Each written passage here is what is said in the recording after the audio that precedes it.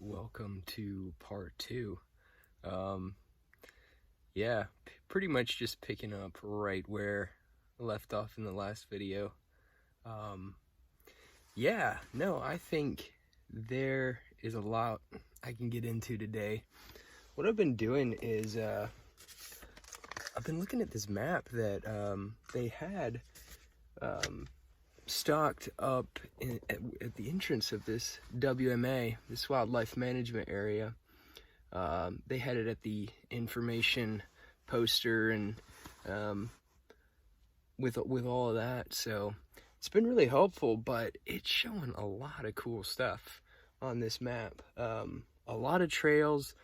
The Pinhoti Trail, of course, is going to run through this area, but then some other trails as well, some shorter ones, just kind of just around this area. So, and there are so many roads left to go, so many places that we could go check out with the van. So yeah, no, I think that there's gonna be quite a lot going on today. Now it's just a matter of deciding what I want to do. So gonna work on that while I'm sipping on some warm coffee here in the van on this chilly morning. It is Monday, so that's in my favor. There'll be fewer people out here. I enjoy coming to places like this on the weekdays just because it's less crowded. It's a little quieter. So yeah, we'll see what happens.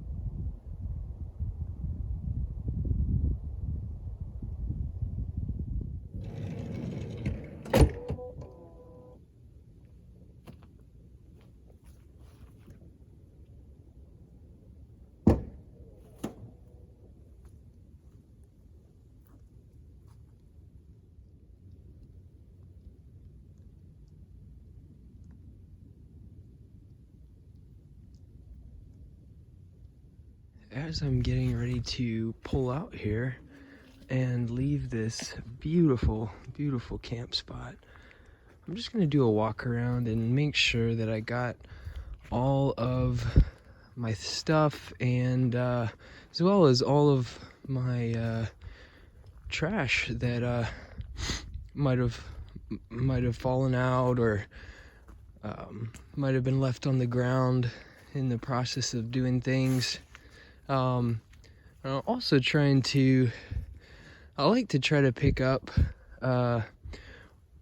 any litter that I find here, as much as I can carry out with me. A lot of times there's just too much to take with you, you just run out of room. But yeah, I've heard a couple of stories now from people out here who say that, yeah, spots that used to be open or just spots that were originally campgrounds have been closed down because the litter just got so bad. People just didn't really pick up after themselves, and it's a real shame because, you know, the Forest Service folks, I mean, you can't blame them for closing down spots where people just don't take care of them, you know? So it's in everybody's best interest if you can just clean up after yourself and even take some with you if you've got room. It's just gonna help everybody out in the long run. So, and I guess the main thing is it just keeps these places beautiful, not only for visitors but also for the wildlife. You want to make sure that you're not trashing their home. So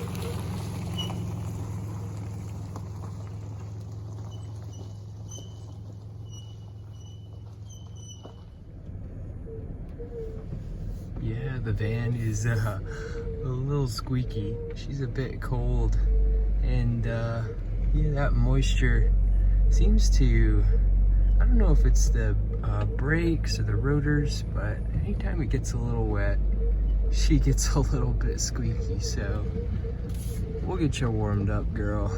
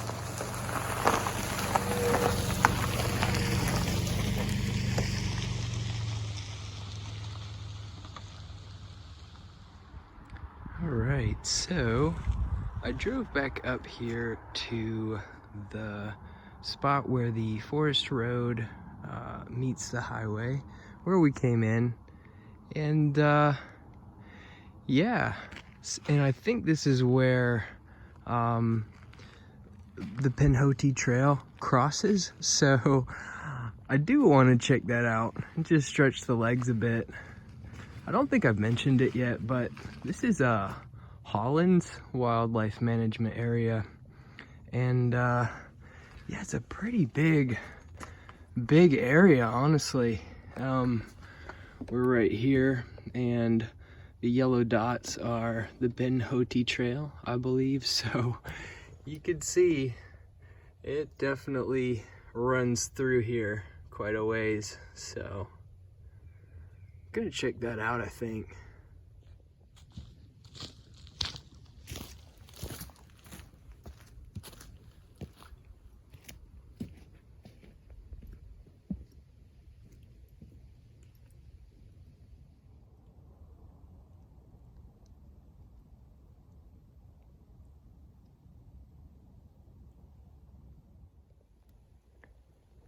Right here at the beginning of the trail, I found this really cool water fill-up station. It looks like it's organized by Pinhoti Outdoor Center. It says, "A little trail magic from the Pinhoti Outdoor Center. Camel up, then fill up. No water for 14 miles. Take as much as you need and shoot us a text if the water is running low. Be safe and happy hiking. Kim and Nathan Wright." All right. Well, thanks, Kim. Thanks, Nathan. This is pretty cool.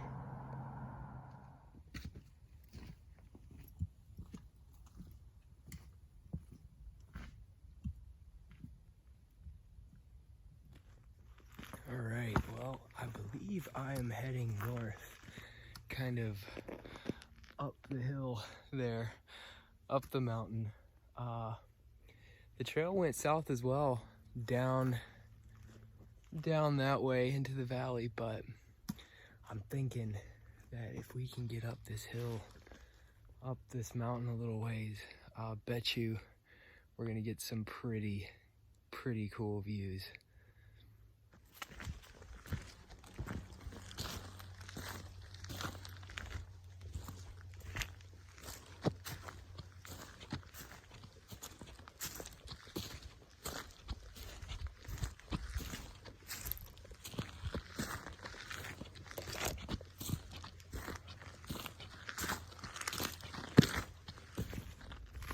So I think I may have said in a previous video that I thought maybe the Department of Agriculture or the Forestry Services folks maintain these trails. Well, I looked it up later on, and online it says that much of the Pinhoti Trail is actually maintained by volunteers, people who just, spend their personal time coming out here to keep the trail clear and maintained. So big thanks to all of those folks who volunteer their time to help keep places like this so beautiful. It's just it's really admirable.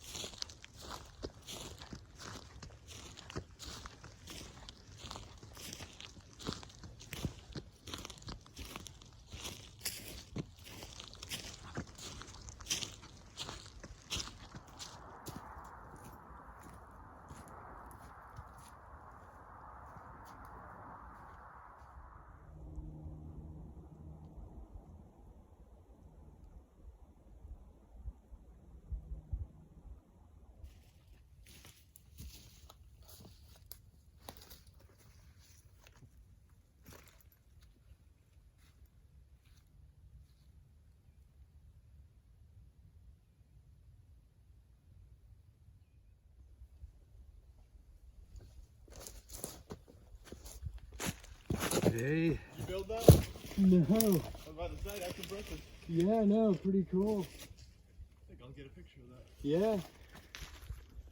I just met a couple of backpackers. These guys said they had been on the Pinhoti Trail for the past 4 days, and they have 3 more days to go. So it's pretty impressive. Oh my. All right, are you ready?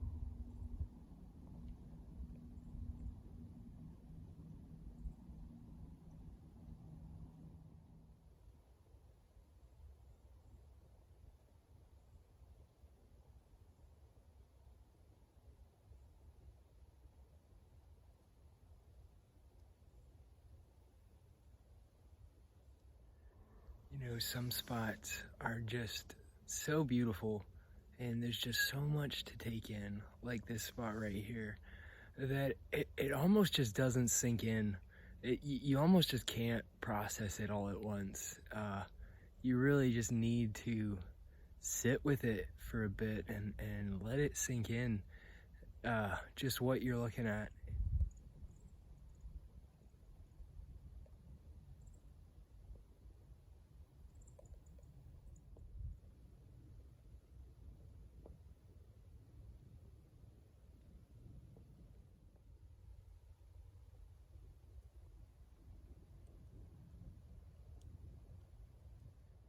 You know, to me it's interesting that all of this is alive when you think about it.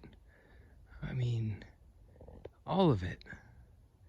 If you just look out over the horizon there, you just think about all the wildlife, all of the people, all the things in the earth and crawling around on it and above it.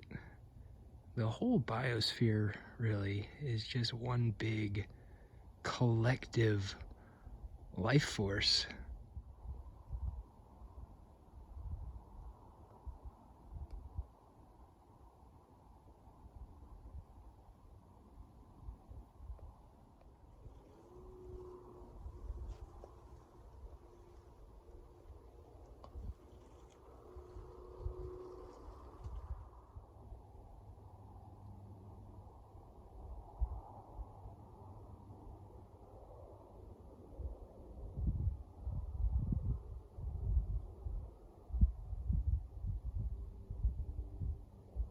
Can you imagine the view they have right now?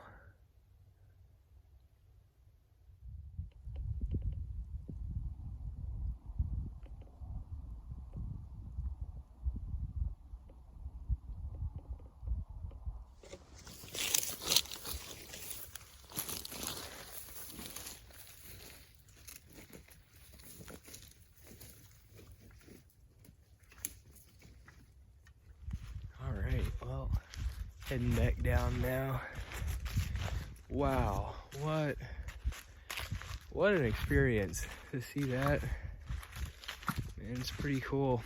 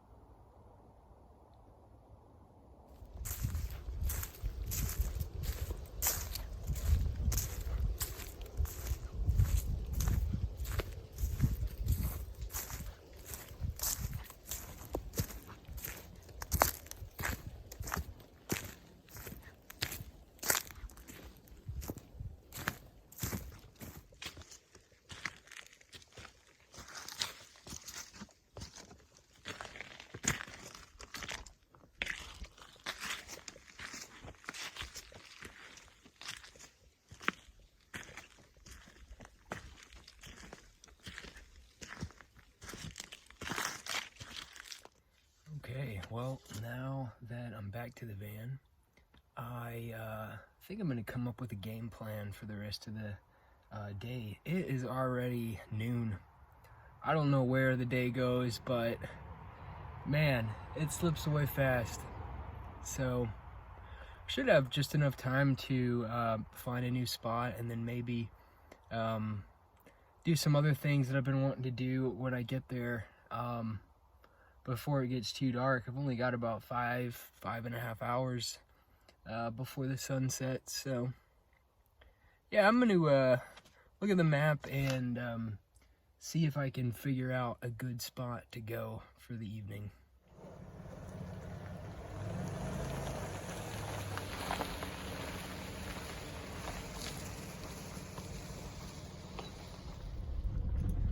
Alright, well, I think what I'm gonna do is go back down to where I camped last night and see how far that road goes, because it looked like there were more camp spots down past where I was.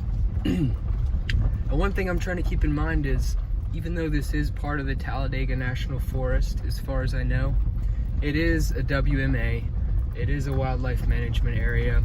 So, like I said in the last video, I think different rules apply here. And the rest of the National Forest, where it's not otherwise stated, you can pretty much dispersed camp anywhere. You know, off the road, pull-offs and things like that. As far as I know. Could be wrong about that, but in all the research I've done, that seems to be the case. But these WMAs, on the back of the map, there's a bunch of rules, and one of the rules talks about, you know, camping outside of designated camp spots. So it gets a little, the rules change around that. So if I can find another camp spot, designated camp spot, I think I'll be good. It'll just give me some peace of mind about parking there. So yeah, I'm gonna go look for one of those.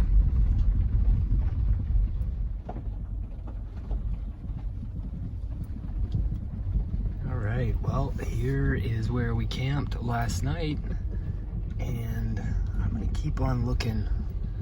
You never know how far it's gonna go, how far the camp spots will keep up. But thank you, little camp spot, for the refuge last night. I do appreciate it.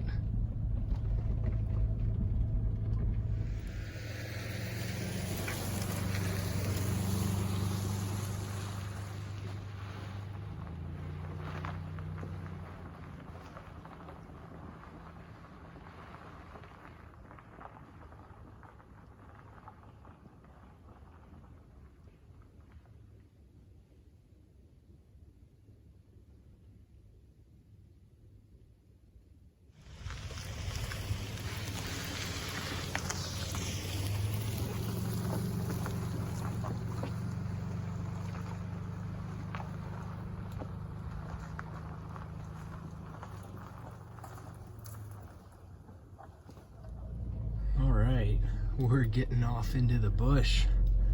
I like it.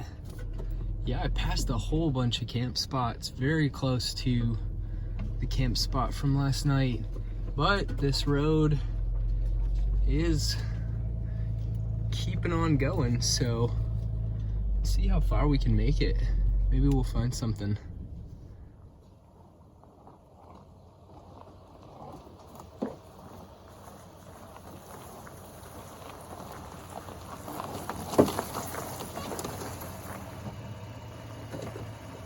Okay, well, I think I'm gonna turn around. The road's getting a little too narrow, a little too rough for the van, so that's all right. We'll just back on out and find us a pull-off back here.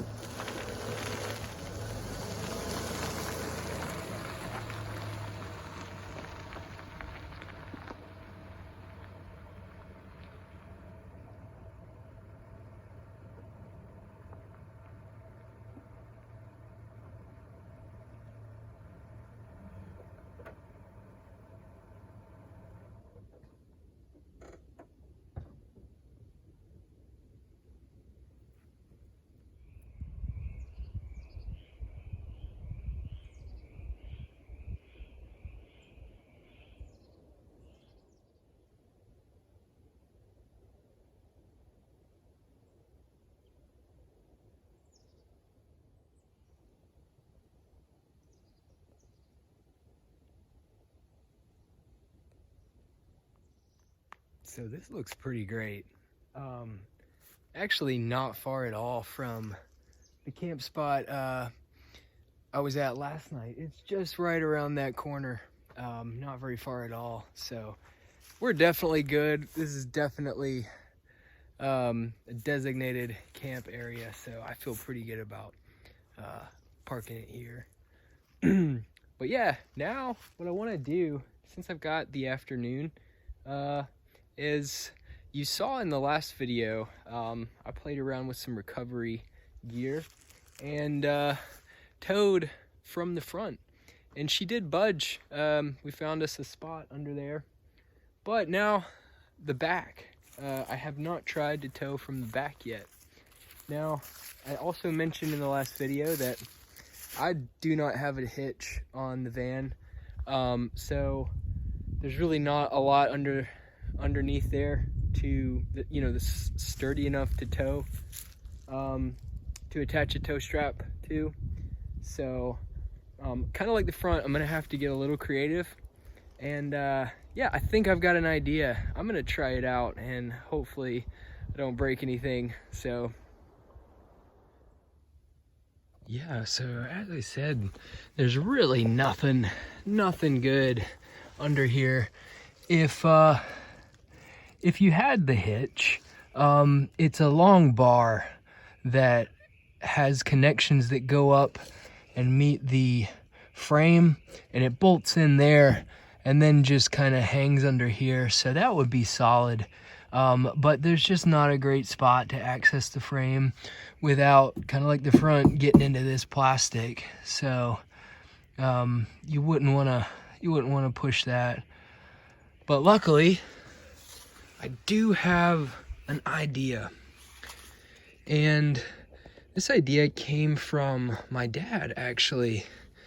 We were talking about this kind of thing, and he was looking around the van, and he said, hey man, keep in mind that those anchor points for the seats, at least the ones on the edges, most likely go down and are welded and or bolted to the frame here on the side. I don't know about the middle ones.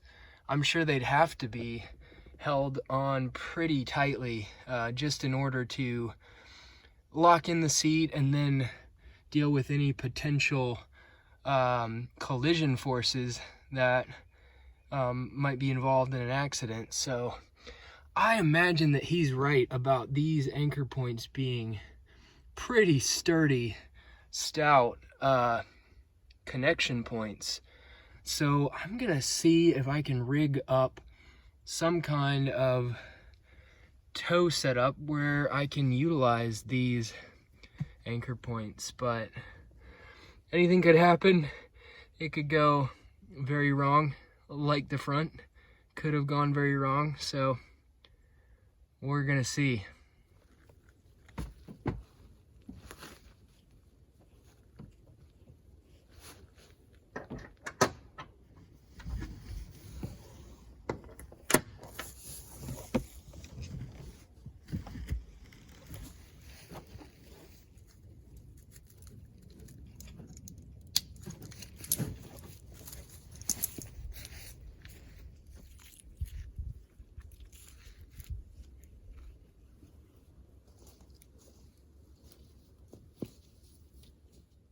All right, so after a little bit of adjustment, I think I've got it set up pretty sturdy enough.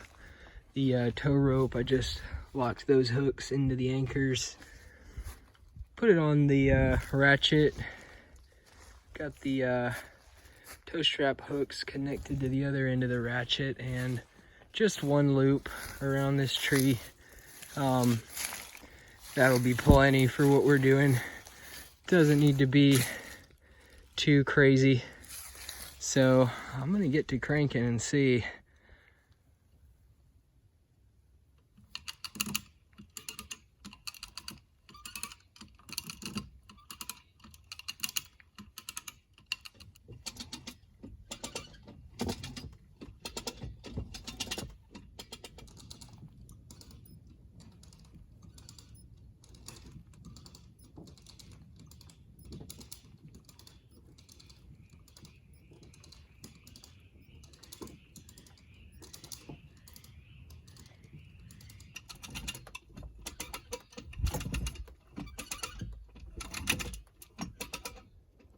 budged. She budged. So that's good. That's really good. I'm happy with that. You know, eventually I might get a hitch for her. It would be very easy, but this seems to work. I think those anchor points were strong enough to hold it. She did roll, so I realize in a recovery situation, it's not going to be an ideal setup like this. One, you're not going to be on level ground, and you might not have the trees close enough by. So that's all going to change, you know, depending on the situation you're in. But for ideal conditions, at least it works. So, yeah, happy with that. Thanks, Dad, for that great idea. That worked out really well.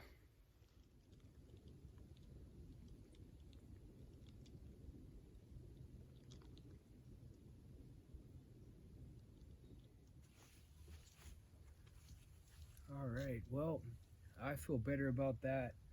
Just knowing that it does work. Like I said, this was an ideal situation, or ideal conditions rather. If you were really stuck somewhere, it might not be that easy. In fact, it probably wouldn't be anywhere near that easy.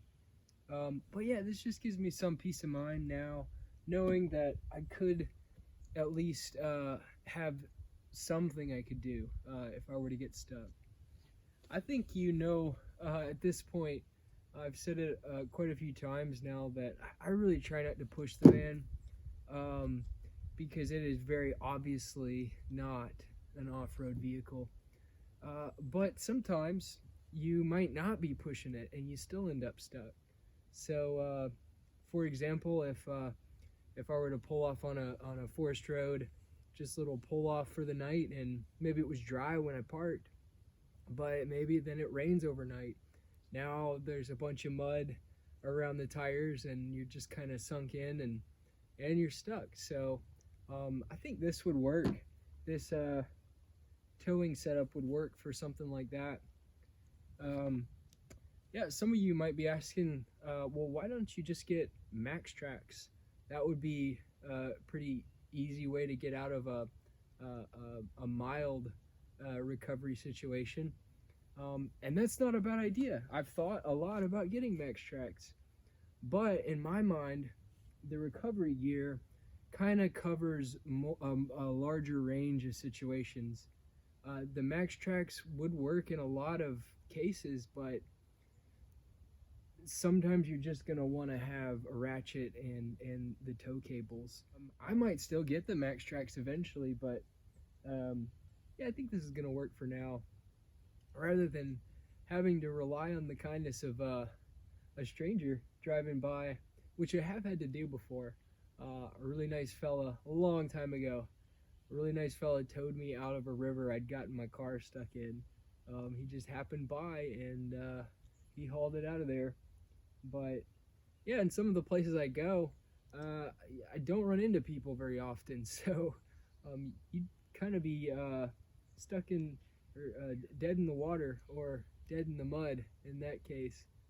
But yeah, no, I feel better. I feel better about that. Glad to know that we've got something on board with us now. So.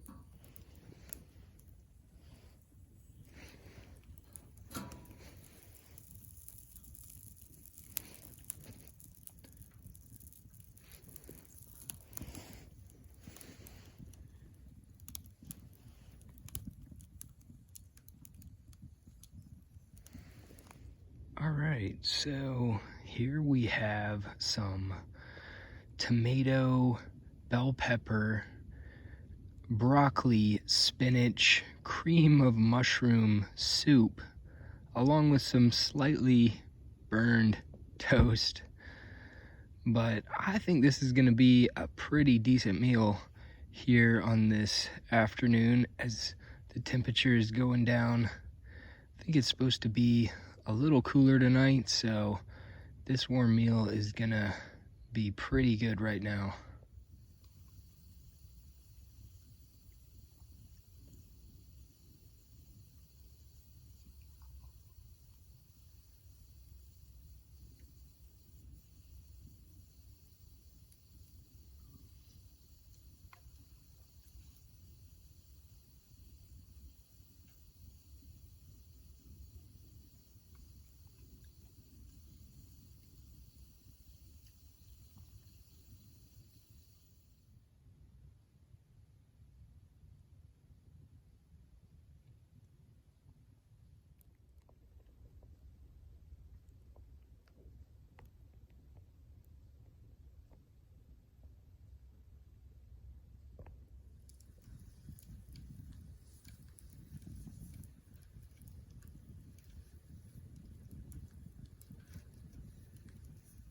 Well, dinner was pretty good, and now I think I'm just gonna hang out by the fire as the sun sets here and another day comes to a close.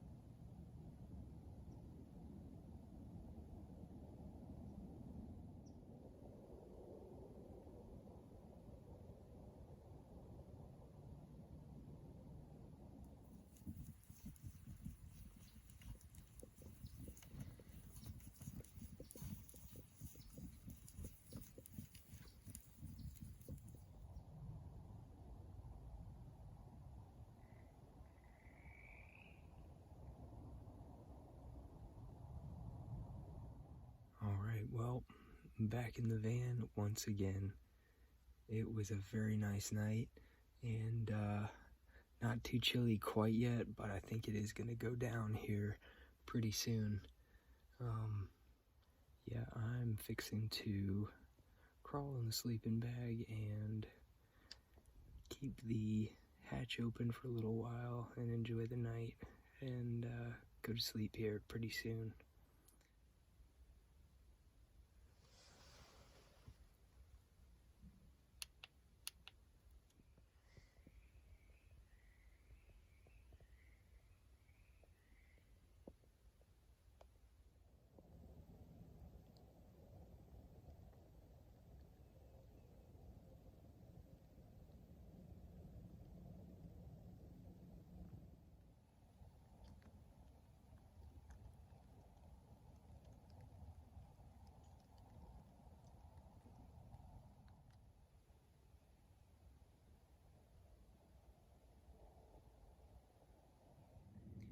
Alright, well, it was another very peaceful, very restful night, and woke up to a beautiful, crisp, clear day.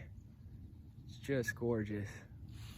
So, yeah, no, I just got a little bit of coffee now, getting the van packed up. Probably just gonna hang out a little while before I have to head out. But I will definitely be back here to Hollins WMA. This place is fantastic. I can honestly say that. But yeah, before I go, I'd like to just take a moment and give some credit to some really cool people, some really neat YouTubers who I've been watching, some of them for years, some of them more recently. But these people have inspired me and given me the ideas to start all this. Before I was even in the van, before I was living van life, I was watching these people, and they were just a big part of the reason why I wanted to try this and start to just get out there and explore some. But people like Chad, living the van life. In fact, Chad's the reason I got a solo stove. He just made it look like so much fun. And it is, I gotta say, it's a solid product. But yeah, Chad over at Living the Van Life on YouTube, Chrome at Van City Van Life, Nikki Delventhal in Hotel Prius, Steve Wallace, Camping with Steve, Alexis Outdoors, Roaming Reckless with Maria, and so many more that I couldn't even name off the top of my head, but so many people, creative and talented people who have inspired me to do this. But yeah, they have been huge inspiration for me personally, and if you haven't watched any of them, please go check them out, because they are some pretty cool folks with some pretty cool adventures. So big thanks to all of those folks, and yeah, just wanted to put that out there. So that's gonna about do it for me for this adventure. Thanks for hanging out, and it's been real, it's been fun, and I would even go as far as to say it's been really fun. So I'll see you next time.